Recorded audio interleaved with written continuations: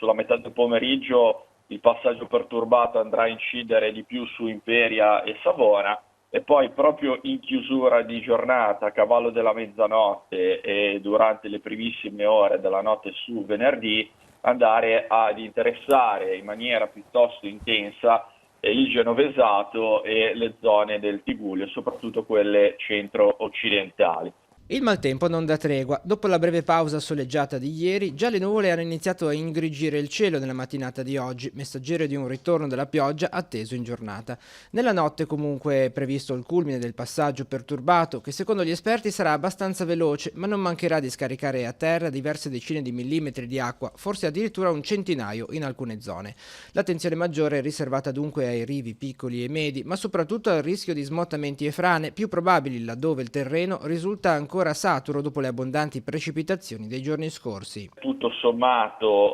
sembra abbastanza rapido, quindi non dovrebbero ricorrere quegli elementi di staticità, di persistenza,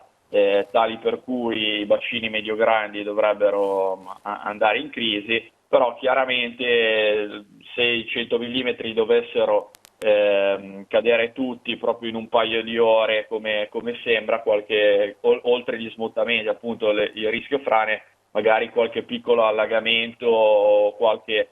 ruscello rivo minore potrebbe andare in crisi. E oltre alla pioggia, altro osservato speciale resta il mare, perché associato al fronte perturbato è previsto l'arrivo di un forte vento di ostro o di scirocco che, come ormai sappiamo, mette a rischio in particolare le coste del Tigullio. Non sarà un evento eccezionale come quello di un anno fa, ma gli esperti invitano comunque a restare in guardia. Soprattutto per quei lidi che non hanno sufficiente protezione, mi riferisco soprattutto a Rapallo, ecco, ci potrebbero essere delle criticità legate all'onda importante da ostro che, ripeto, a cavallo della mezzanotte potrebbe eccedere anche i 4 metri d'altezza.